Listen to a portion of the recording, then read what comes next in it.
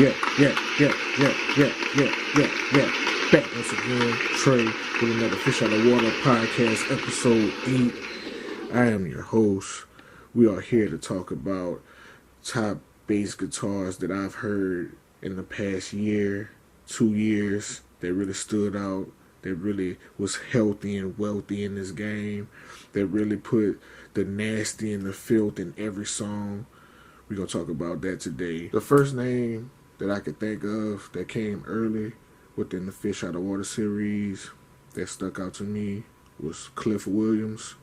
I know his work from AC/DC. I don't know if he was in other bands. I know a lot of instrumentalists in rock bands make other rock bands who make other rock bands and they create. So I always envied that. But hip hop is becoming like that too now. But that's gone. I don't want to go too far off while it's fresh in my head. Cliff Williams, Shoot the Thrill, Bassline, Filth. A few other songs that I like from Cliff, where he nasty and healthy with it. Back in Black, Highway to Hell, High Voltage, Let There Be Rock. And there's this cool, super dope YouTube page where they have his bass isolated. It's just his bass playing. It's so fire. I'm going to put the link in the description of this video so y'all can check it out. I think y'all will really enjoy it. But definitely Cliff Williams. I would say next is Billy Sheehan, David Lee Ross, Steve Vai, Mr. Big, Winery Dogs. He is a very, very healthy bass player. It's always filthy when he play. I really like his work with Steve Vai the most and Mr. Big. Winery Dogs, I haven't really done a whole lot of their music to say how deeply I am a fan of theirs. No, I'm not. But I'm a fan of Billy himself, so I try to keep up with the time of what bands he had. Because like I said, the one thing about these bands, bassists and other guitarists and drummers, they form with other bands, and it's just like a whole family tree of different vibes and grooves. But Billy Sheehan, super hard. I would have to be truly uninformed to not mention Les Claypool when we naming top bassists in the game, because Les Claypool, as quirky as some of the songs are, if we just going off of pure skill and technique and versatility, you have to say Les Claypool. He's just phenomenal. He makes things that I would normally listen to at all, and I would listen to it because he's so drawn with his bass work.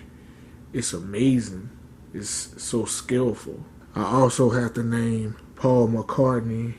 Come on. Rain, While My Guitar Gently Weeps, Don't Let Me Down, Taxman, I Will.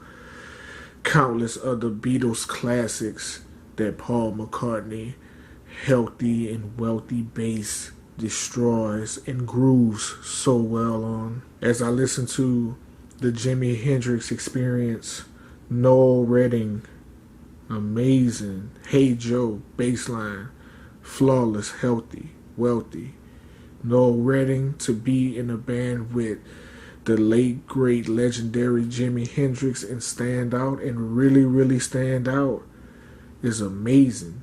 You are some kind of different animal if you can do that, because Jimmy was a megastar, but that bassline that Noel was just performing for him and with him, it's just perfection at best. Hey Joe and Purple Haze alone, man, that thing is nasty. I really, really enjoy his work with Jimi Hendrix, man. I really was a fan of rhythmic guitar first, electric rhythmic guitar first, but then, I don't know, I started catching on to the bass lines, and that's what stuck out to me. So the Cliff Williams the Les Claypools, the Paul McCartneys, the Billy Sheehans, Noel Reddings. I love that shit. That's why I always say it's healthy. I feel like the bass line can hold a song up by itself, and everybody else just needs to come play. It's PEDs to me. If we talking bass, if we talking filthy, healthy, wealthy bass, Geddy Lee of Rush, phenomenal basses, just degree of technical difficulty and tone, healthy tone, the texture of his bass, the tone, the way it hits your earphones. Not only, when I do my reaction videos, I listen to songs through my speaker, and it's a great speaker. I can hear everything. And I like listening to headphones, but I don't like listening to headphones while I'm doing something like that. Like, when I'm doing stuff, when I'm laying down listening to headphones, that's my best time. I don't want to be recording nothing. I don't want to be folding no clothes. I don't want to be doing nothing. When I'm listening to music through headphones, I want to be laying down, fully focused. And when you do that, listening to Geddy Lee, it's different. It's really different. Definitely got to mention John Paul Jones, Led Zeppelin, bassist, filthy, healthy, wealthy.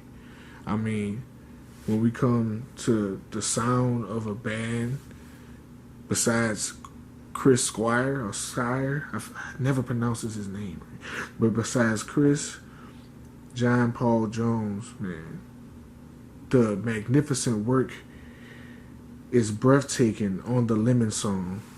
There's so much of his work that catch your ear and just, you're gone. You're blown away by how strong of a bass player he is. And not only a bass player, but a bassist, a keyboardist, a mandolinist, a synthesizer, and a songwriter. So, kind of a jack of all trades. He did a lot. But bass, for what he did for Led Zeppelin, could never be matched. Chris Squire, yes, bassist. Crazy, phenomenal bass player. If not my favorite, one of my favorites. He could be my favorite one day. I might end up liking somebody else another day, but for sure, consistently, always in my top 5 rotation, Chris is the man. Yes, Survival, Time and a Word, Long Distance, Run Around, Leave It, Sweetness, Dear Father, Yours Is No Disgrace, Wondrous Stories, Richard. Chris Squire is a monster, man. A monster. Countless bass lines that are filthy, nasty, healthy, and wealthy. Other bass players I would mention who have healthy bars: Mark King, Jack Bruce, Marco Mendoza. Just to name a few others that I didn't mention. There's so many bands in this world, and there's so many bass players in this world. But I definitely ran through a lot. 3,000 songs last year. Since I currently restarted my channel, I'm on 1,700 songs right now. So it's like close to 5,000 songs I've listened to. And out of all 5,000, most of them are rock, metal, progressive. I'll say a good 80% is that. I do hip-hop, I do country, I do everything. But the bass players that stuck out to me was these right here. Because I don't have a great memory. There's a lot of songs that I don't even be remembering, let alone a band member and what instrument they play. So you know they stuck up. But y'all put in the comments who y'all favorite bassist is. Who did I miss? Give them some love. Show them some love in the comments. I'm going to go check out some of their catalogs. I might do drummers next. I don't know. But definitely had to do bass because That's one of my favorite part of songs that carry the songs a lot of times, and they don't get a lot of love as much as the electric guitarist or the drummer may get. That bass, you need them, and you need them healthy. But I appreciate y'all listening. Till next time, peace.